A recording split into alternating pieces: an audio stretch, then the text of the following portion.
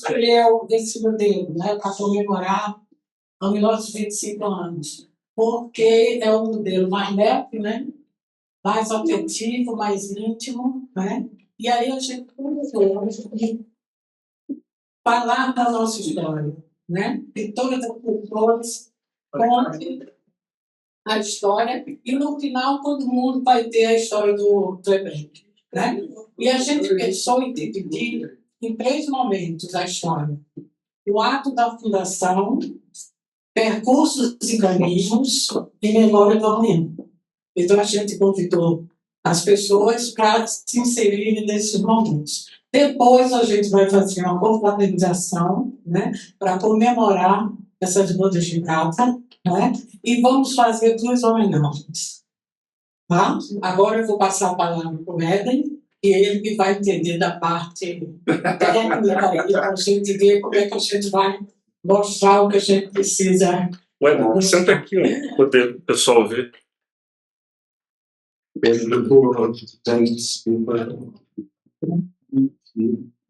estou ouvindo mal, falando mal, por conta de uma desalérgica que vocês têm. Mas a gente vai chamar as pessoas, são 3 mesas, são 3 intervenções, depoimentos, testemunhos. Vocês têm, eu estou aqui há 2 anos só, 2 anos, um pouco mais. A gente sabe que pessoas construíram essa instituição, deram muito de si para a instituição, já são 25 anos, isso não é pouco, e acho que os colegas que estão agora, as pessoas que vêm juntos, eu acho que essas pessoas, acho que todo mundo aqui tem muito a contribuir e muito a dizer do que nós somos. Então, a gente pensou nessas 3 mesas, o ato da fundação, como eu disse, o segundo, caminhos, percursos e caminhos. Parece redundante, mas para na hora da criação a gente nem pensa nisso. Né? Então, a terceira mesa, memória do amanhã, também não me pergunte o que significa exatamente a memória do amanhã, mas me parece que é a construção da memória daqui para frente. Então, gostaria que as pessoas viessem para anunciar. E é uma conversa muito simples, não é uma apresentação com slides, com referências acadêmicas, nada disso. São pareceres, são testemunhos, são pequenas histórias que a gente vai ouvir aqui com o maior prazer. Tá certo? Eu só pediria aqui, e para isso eu fui chamado, que as pessoas... Mas aqui a gente precisa filmar. Então é por isso mesmo que, assim, quem for estiver com a palavra, você está aqui na frente do computador, acho que tem 2 pessoas na frente, tem você. Tem pessoas lá. Zé,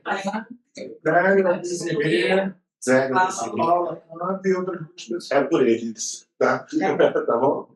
Então, por favor, Então, para essa primeira mesa, que é o ato da fundação, a gente convidou Joel, Margarida, por favor, aqui na frente.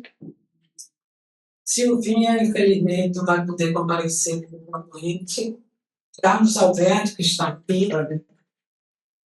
Carlos Alberto, chega para cá.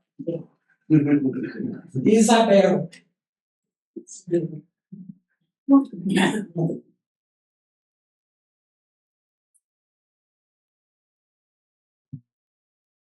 Então, vamos fazer a primeiras damas?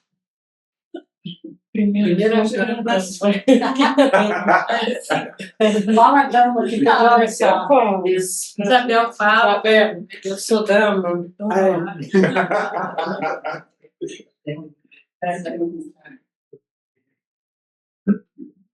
Bom, boa tarde. Eu entendi, né, do chamado da Salete do Éden, é um testemunho, né? Um testemunho de um momento, de um percurso também, e um resgate de uma memória, né? Bom, então, pelo resgate eu escrevi algumas lembranças.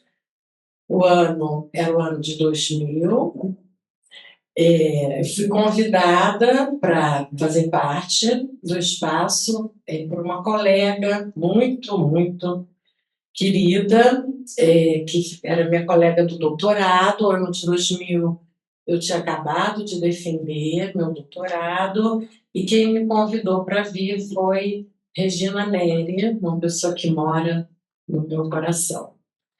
E eram muitos colegas, as reuniões eram muito cheias, começaram num play do Jeremias Ferraz, depois fomos para a casa da Isabel Spassenkoff, reuniões sempre muito cheias, acho que eram 60 colegas, todos praticamente, se eu me lembro,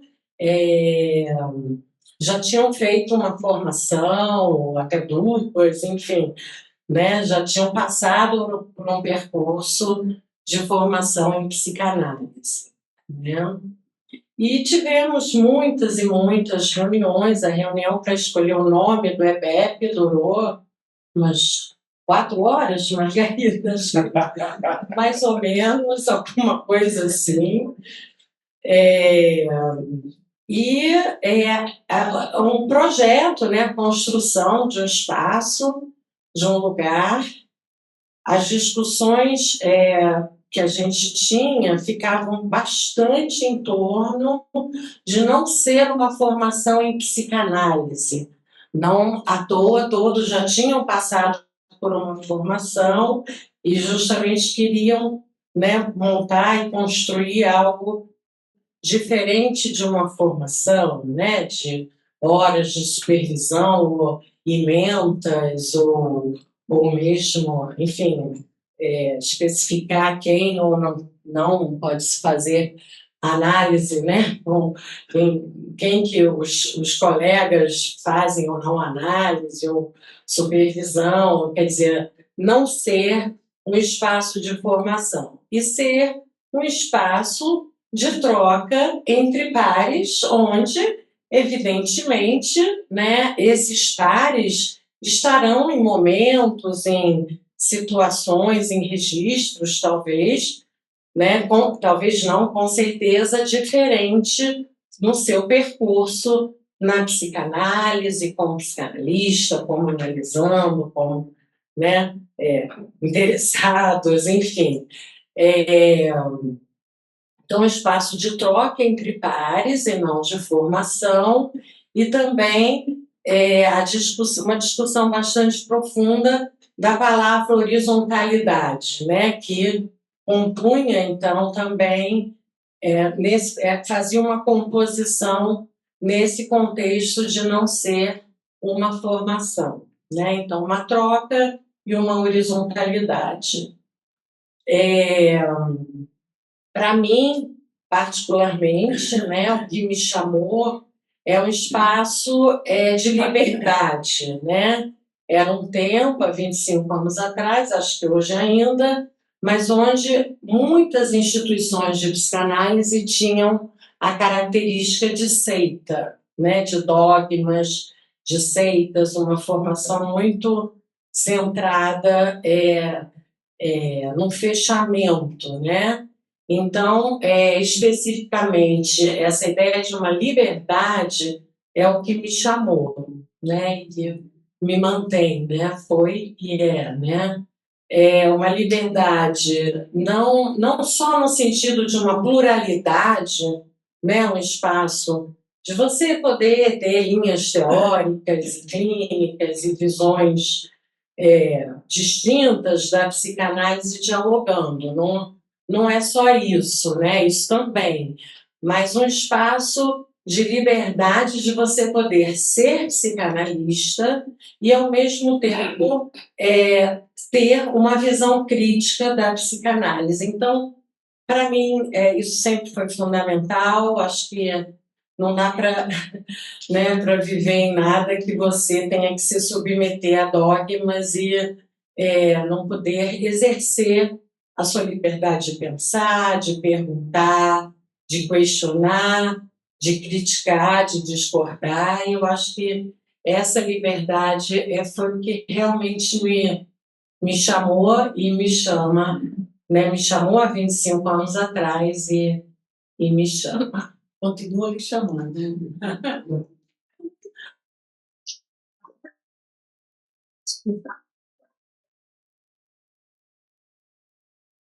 Bom, muito feliz de estar aqui, pelos 25 anos, pela gente, né?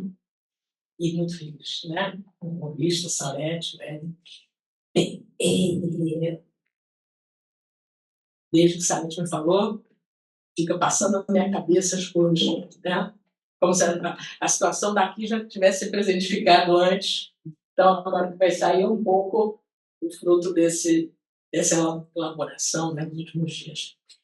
Então, eu diria o seguinte, quer dizer, a psicanálise, a prática da psicanálise, a experiência da psicanálise, já dá para nós dizermos nessa altura da experiência que é uma faca, se não de 2 gumes, mas de muitos gumes, né?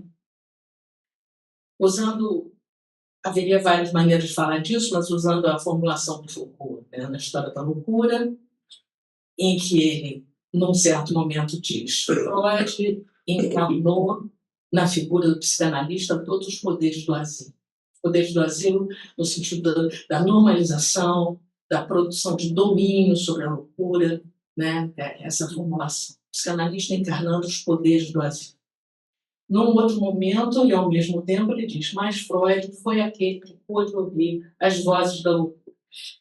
Então, vai haver vários momentos, especificamente na obra do Foucault, em que ele vai aludir a uma ou outra dessas vertentes possíveis dos destinos que a experiência freudiana teve, né?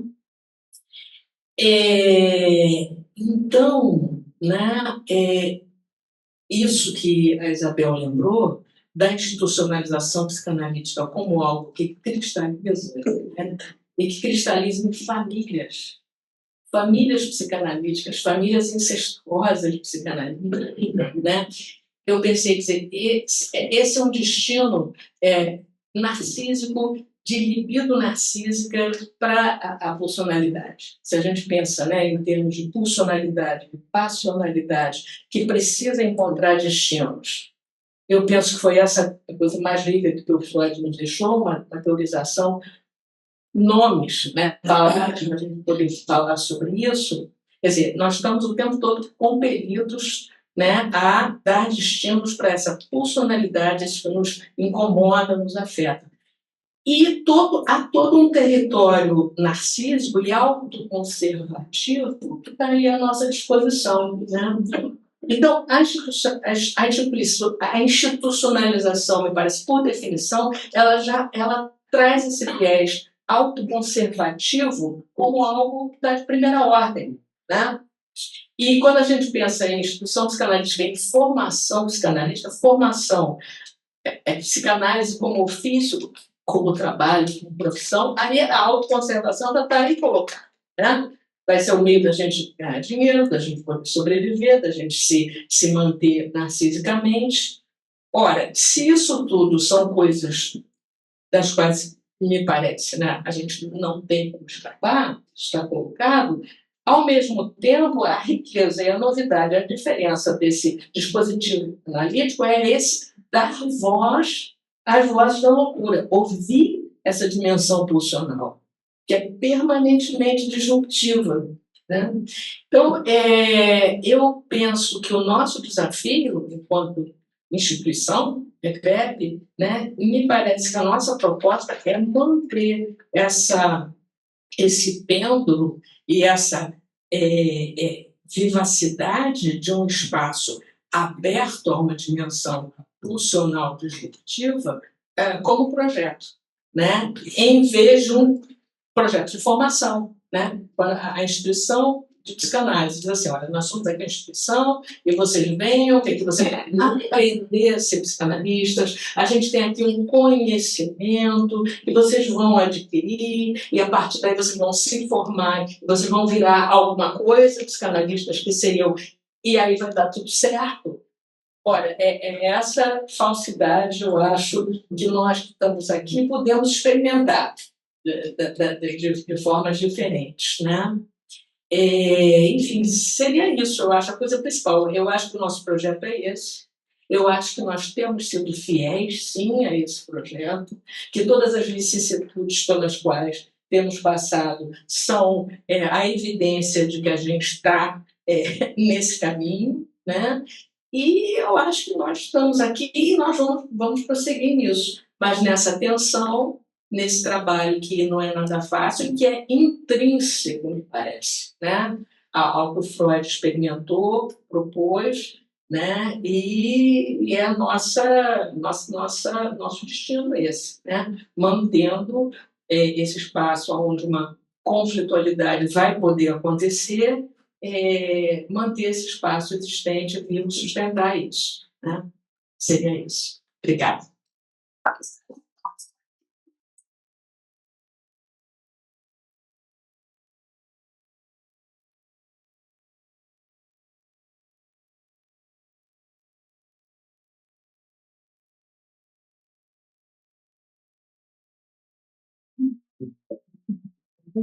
Olha só, gente, tem uma coisa que também estava muito na minha cabeça que eu acabei omitindo aqui, é o seguinte, a figura do Joel, né? Porque eu acho que, vou falar em meu próprio nome, mas eu acho que para muita gente, não para todos, é isso também, o Joel, como psicanalista, como teórico da psicanálise, o exemplo dele em ato tem sido, ao longo da vida dele, sustentar essa inquietação e essa pulsionalidade e essa passionalidade. Então, foi isso que, no meu caso, foi o gancho transferencial, né, para procurá-lo, no caso, para fazer a pós-graduação, etc. Né? Eu acho que isso, ao longo desse tempo todo que temos convivido, é isso que ele tem sustentado, de uma forma pública, de uma forma política, no mundo, e que, então, promove, eu acho, essa transferência que nós temos tido com ele sustentar. É isso também.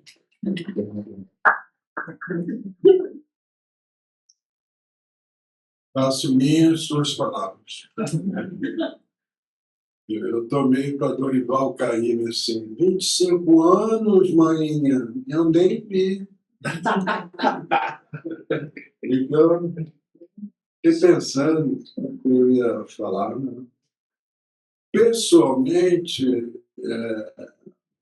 a vinda para o espaço se deu num momento importante da minha vida, porque eu estava numa batalha bastante grande, já tinha mais de 20 anos no Círculo Psicanalítico do Rio de Janeiro, estava bastante engajado numa transformação lá, que foi uma luta muito bonita. Assim. Eu acho que hoje o Círculo é um co-irmão, é uma sociedade com estruturações bem interessantes também. E quando estávamos chegando a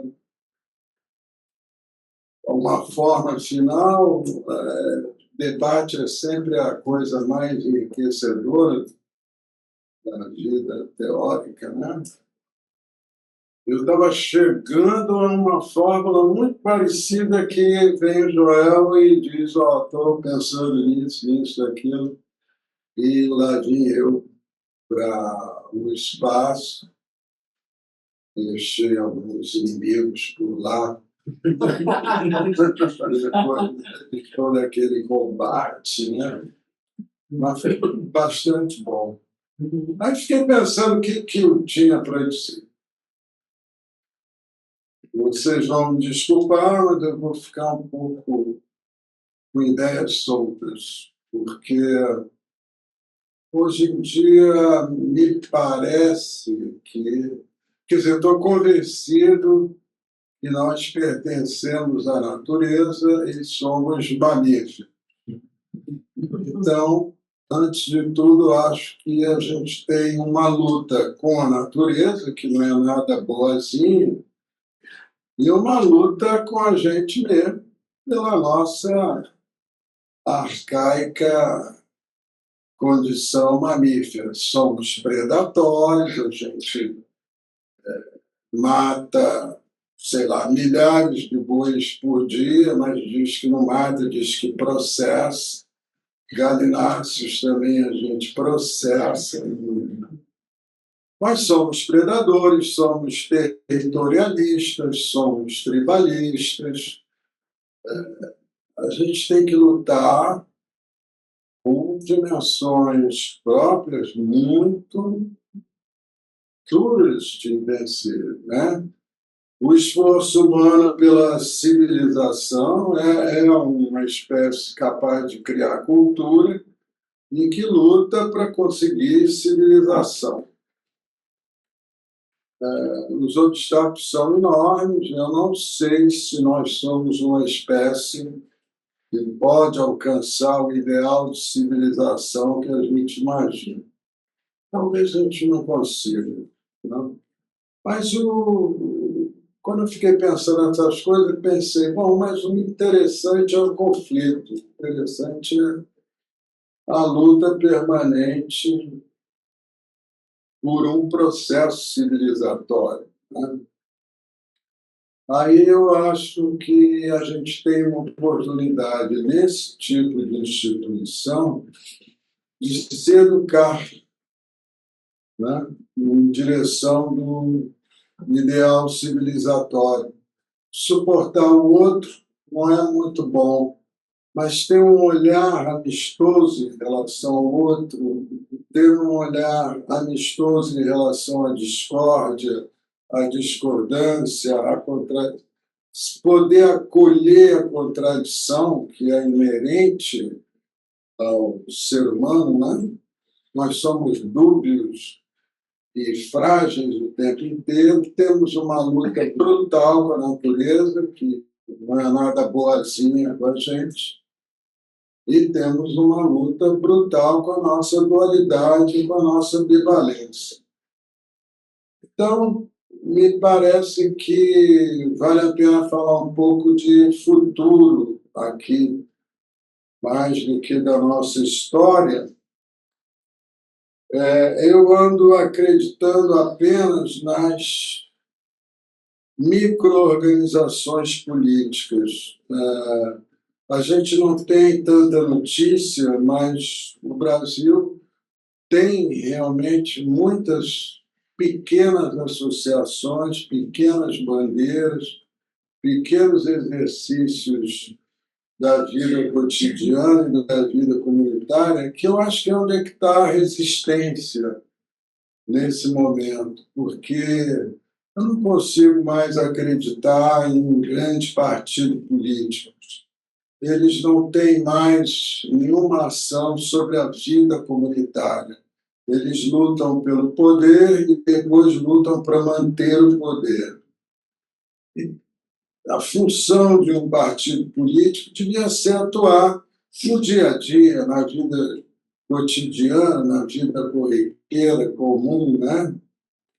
As pessoas, pessoal da vida nua, que me desculpe, mas eu acho que é um dos momentos da humanidade onde a gente está mais exposto à fragilização e à ameaça de vida mesmo, né?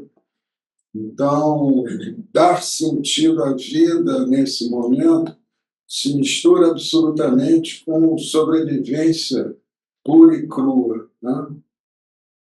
Então, me parece que viver a experiência e ter a possibilidade de se educar num convívio civilizado, onde as ideias possam ser debatidas sem adjetivação, sem ataque, né?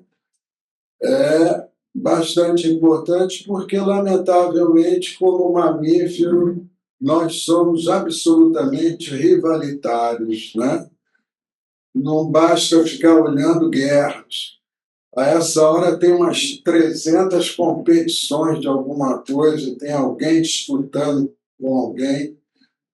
O Coliseu virou monumento da humanidade, né? O templo da crueldade. Então, eu acho que passar, viver, experimentar um processo que eu acho que é educacional, né, de convivência amistosa, Me parece que é uma oportunidade que nós temos. De outro lado, me parece que interferir, como a nossa associação vem tentando fazer, na vida comunitária, na vida cotidiana das pessoas, é outro caminho bastante importante, né?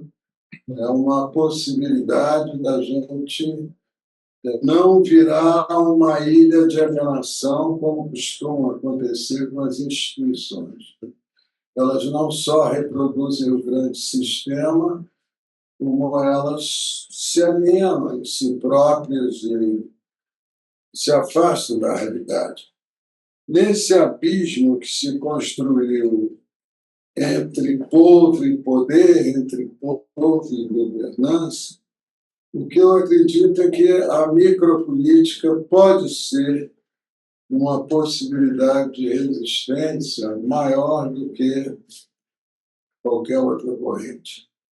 Claro que os movimentos de massa são fantásticos. Quem pôde viver algum momento de movimentos de massa, movimentos políticos de massa, você fica até alguns dias acreditando que o povo unido jamais será vencido. Leva-se uma semana para você voltar à realidade, né? Mas, de outro lado, quem pôde viver também a experiência da luta armada contra a ditadura era extraordinário, os rachas, as divisões, o pequeno narcisismo se apresentando como principal motivo de existir. Então, eu tenho a impressão que a micropolítica, o exercício de convivência amistosa, insisto que a amizade é talvez uma saída importante para essas questões de embates. A gente vê no espaço universitário, espaço do saber, quanta rivalidade aparece. Então, me parece importante que a gente tenha como norte realmente esse esforço de estar próximo das comunidades e de exercer uma possibilidade civilizada de convivência, né? Era isso mais ou menos que eu tinha para falar.